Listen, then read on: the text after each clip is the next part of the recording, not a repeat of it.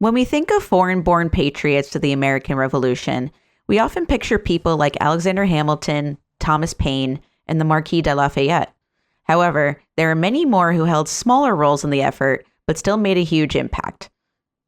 As we celebrate America's 250th birthday, here are the stories of 3 foreign-born patriots you may not have heard of: Baron Johann de Kalb, Cuffy Wells Saunders, and Esther de Bert Reed. Did you know that Lafayette wasn't the only French officer to join the Patriots' cause? Born in Bavaria, or present-day Germany, in 1721 to agricultural laborer parents, Johann de Kalb left home at age 16 to join the French army, rising quickly through the ranks. In 1764, he briefly left the army to focus on raising a family, but in 1768, he went on a 4-month-long secret mission to the 13 colonies for the French government. While there, Johann gained a respect for the colonists and their, quote, spirit of independence. So in July 1777, Johann, along with his friend and protege, the Marquis de Lafayette, returned to the colonies to join the Continental Army. Johann was made a major general and spent the war in prominent locations like Valley Forge and the Carolinas commanding troops. Unfortunately, on August 16, 1780, he was shot and fatally wounded during the Battle of Camden, which was a major victory for the British. Years later, when visiting Johann de Kalb's grave, George Washington reportedly said that Johann was the generous stranger who came from a distant land to fight our battles and to water with his blood the tree of liberty. Would to God he had lived to share his fruits. Cuffy Wells Saunders was an enslaved person who used his medical skills to save lives during the war, ultimately buying his freedom. Born in the Guianas in the mid-1700s, Saunders was kidnapped as a child and brought to Connecticut, where he was enslaved. He picked up medical skills from his enslavers, including apothecary Israel Wells, who gave him his last name. In 1777, Cuffy Wells enlisted in the Continental Army in order to gain his freedom. Military superiors noticed his, quote, considerable medical skills and assigned him to be an assistant to the Surgeon General of an army hospital in Danbury. He also served in Valley Forge, where he's listed on the muster rolls as, quote, tending the sick, earning him the nickname Dr. Cuffy. After the war, he used part of the money he received for enlisting to buy his freedom.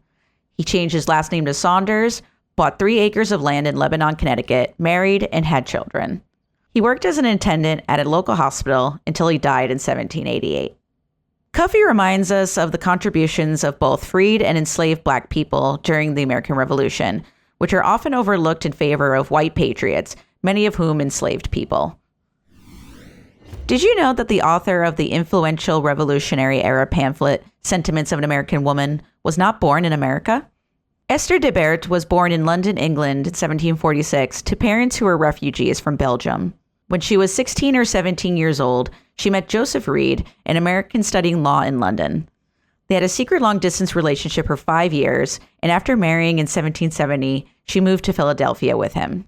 Joseph became an important figure in the Revolutionary Era, serving as Washington's secretary and representing Pennsylvania in the Continental Congress. While Esther remained in Philadelphia to care for their 6 children, she found her own way to support the revolution and encouraged other women to do the same. In June 1780, Esther and Benjamin Franklin's daughter, Sarah Franklin Bache, co-founded the Ladies' Association of Philadelphia, the first women's-only association in the colonies. Esther also authored Sentiments of an American Woman, a pamphlet encouraging women throughout the colonies to raise funds for Washington's troops. Through organized canvassing, the association raised more than 300,000 Continental dollars, which was used to buy cloth to make more than 2,000 shirts for soldiers. Less than a year after the pamphlet was published, and shortly before her 34th birthday, Esther died of dysentery. While her life was short, Esther's efforts inspired other women in the colonies to support the Union Army and to get involved in organizing. These 3 foreign-born patriots might not have been born in the colonies, but their stories are as American as that of our founding fathers. The United States has been built by people from many places who've brought different skills, experiences, and ideas for over 250 years. Baron Johann de Kalb, Cuffy Wells Saunders, and Esther de Bert Reed are just 3 of many who've shaped our country.